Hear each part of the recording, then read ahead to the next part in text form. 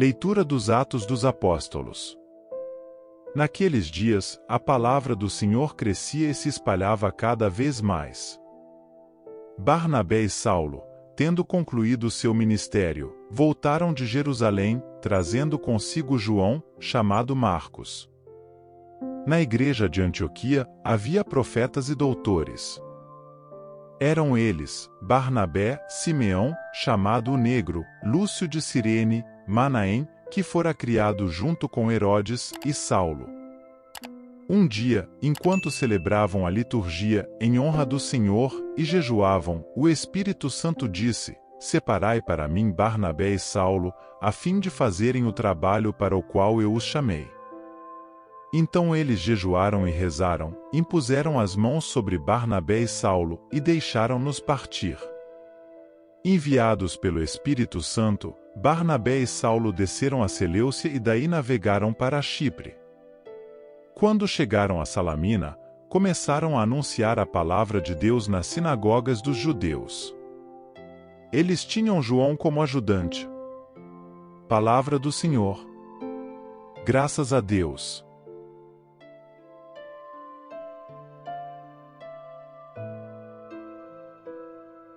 Proclamação do Evangelho de Jesus Cristo segundo São João.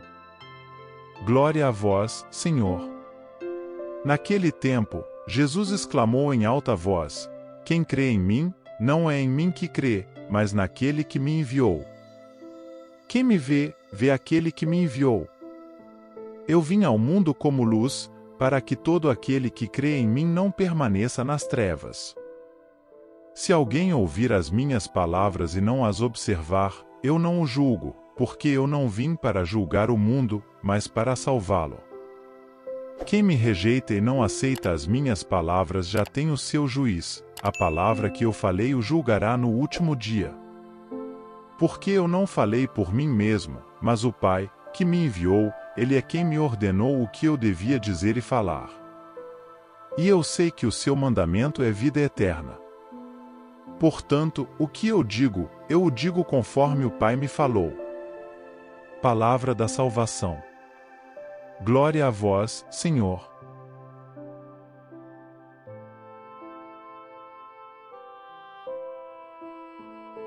Queridos irmãos e irmãs em Cristo, hoje, gostaria de começar nossa reflexão com uma pergunta: você já se sentiu perdido em meio ao caos do mundo? Talvez você tenha experimentado momentos de incerteza, onde as respostas parecem distantes e as situações da vida parecem esmagadoras. Nesses momentos, buscamos desesperadamente por uma luz, uma direção, algo que nos guie pelo caminho certo. E é exatamente nesse ponto que as palavras das Escrituras nos alcançam, trazendo luz e esperança para nossas vidas cotidianas. Nossa primeira leitura, dos Atos dos Apóstolos, nos apresenta um cenário de perseguição e adversidade. Pedro, um dos pilares da igreja, está preso, e a comunidade cristã enfrenta tempos difíceis. No entanto, a palavra de Deus nos revela que, mesmo em meio às trevas, a luz da fé nunca se apaga. A oração fervorosa da comunidade é respondida, e Pedro é libertado milagrosamente pelo poder de Deus. Essa história nos lembra que, independentemente das circunstâncias, Deus está no controle. Ele é o autor da nossa história e o guia do nosso caminho.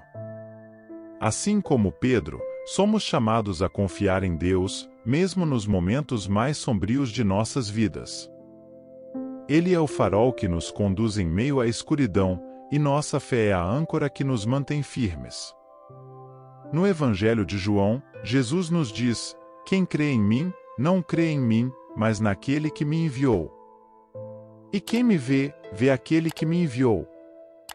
Essas palavras poderosas nos convidam a enxergar além da aparência física de Jesus e a reconhecer nele a presença divina. Quando abrimos nossos corações para Cristo, abrimos-nos também para o Pai, que o enviou para nos revelar seu amor e sua vontade. Mas como podemos enxergar além da aparência física de Jesus? como podemos experimentar sua presença em nossas vidas diárias? É aqui que a fé se torna essencial. A fé não é apenas uma crença intelectual, mas uma entrega total de nós mesmos a Deus. É a confiança de que, mesmo quando não podemos ver claramente o caminho à nossa frente, Deus está conosco, caminhando ao nosso lado. Para ilustrar isso, permitam-me compartilhar uma história com vocês. Certa vez, um homem estava caminhando em uma praia deserta após uma tempestade. A praia estava cheia de estrelas do mar que haviam sido jogadas na areia pela maré alta. O homem começou a pegar uma estrela do mar de cada vez e jogá-la de volta ao mar.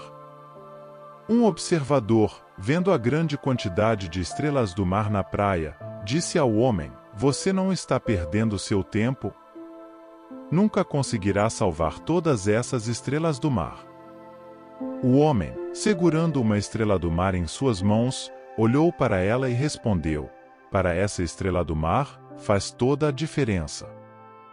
Essa história nos lembra que, embora possamos sentir que nossas ações individuais não fazem uma grande diferença no mundo, cada ato de amor e compaixão tem um impacto significativo na vida daqueles ao nosso redor. Da mesma forma, ao nos entregarmos a Deus em fé, permitimos que sua presença transformadora brilhe através de nós, tocando e transformando vidas ao nosso redor. Queridos irmãos e irmãs, somos chamados a ser a luz do mundo, refletindo o amor de Deus em nossas ações diárias. Ao nos voltarmos para as Escrituras, encontramos orientação e sabedoria para enfrentar os desafios da vida. Encontramos uma bússola que nos aponta na direção certa, mesmo quando a tempestade ameaça nos desviar do caminho. Portanto, eu os encorajo a buscar a palavra de Deus e a mergulhar nela diariamente. Façam da leitura das Escrituras uma parte essencial de suas vidas, permitindo que ela molde e transforme seus pensamentos, palavras e ações.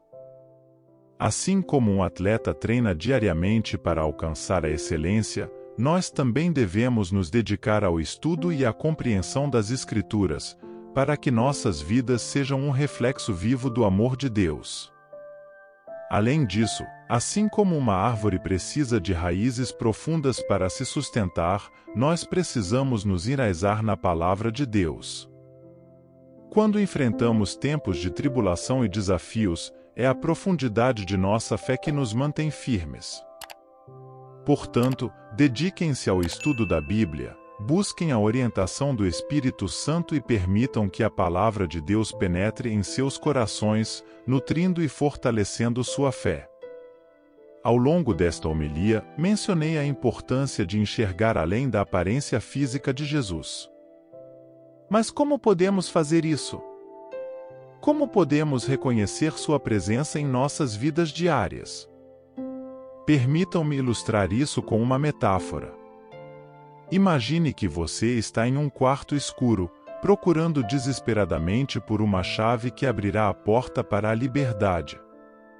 Você tateia nas paredes, tentando encontrar alguma pista, mas tudo o que encontra são obstáculos e incertezas. Então, de repente, uma luz brilha no canto do quarto.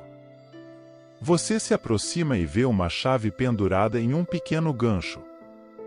Essa chave representa Jesus, a chave que nos liberta das correntes do pecado e nos conduz à vida abundante em Deus.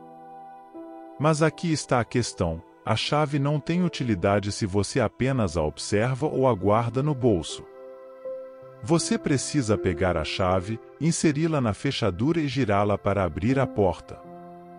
Da mesma forma, Jesus está diante de nós, oferecendo-nos a chave para uma vida plena e significativa.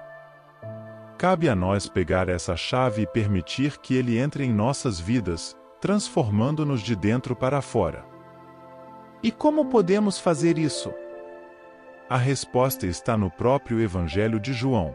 Se alguém ouvir as minhas palavras e não as guardar, eu não o julgo, porque eu não vim para julgar o mundo, mas para o salvar. Jesus nos convida a ouvir suas palavras e guardá-las em nossos corações. Isso envolve não apenas ouvir passivamente, mas agir de acordo com o que ouvimos. Queridos irmãos e irmãs, não se contentem apenas em serem ouvintes da palavra, mas sejam praticantes dela. Assim como uma árvore é conhecida pelos frutos que produz, sejam conhecidos como discípulos de Jesus através de suas ações amorosas e compassivas. Amem seus vizinhos como a si mesmos, perdoem aqueles que os machucaram, sirvam os necessitados e compartilhem a boa nova da salvação em Cristo. Por fim, gostaria de lembrar a todos nós que somos amados incondicionalmente por Deus. Não importa quais erros tenhamos cometido, quão longe tenhamos nos afastado do caminho certo ou quanta culpa carreguemos em nossos corações, a graça de Deus é maior do que tudo isso. Ele está pronto para nos perdoar, nos renovar e nos dar uma nova vida em seu amor. Portanto, neste momento de silêncio, convido cada um de vocês a abrir seus corações para Deus, a se renderem a Ele e a receberem sua graça abundante. Permitam que sua presença transformadora encha suas vidas e as capacite a viver em conformidade com sua vontade. Queridos irmãos e irmãs, que a luz da fé brilhe intensamente em nossas vidas e que sejamos testemunhas vivas do amor e da graça de Deus. Que nossas ações falem mais alto do que nossas palavras e que o mundo seja transformado através de nossos testemunhos de fé. Que possamos nos enraizar na palavra de Deus, nos entregar a Ele em total confiança e permitir que sua presença habite em nós. Que Deus os abençoe e os guie em sua jornada de fé. Amém.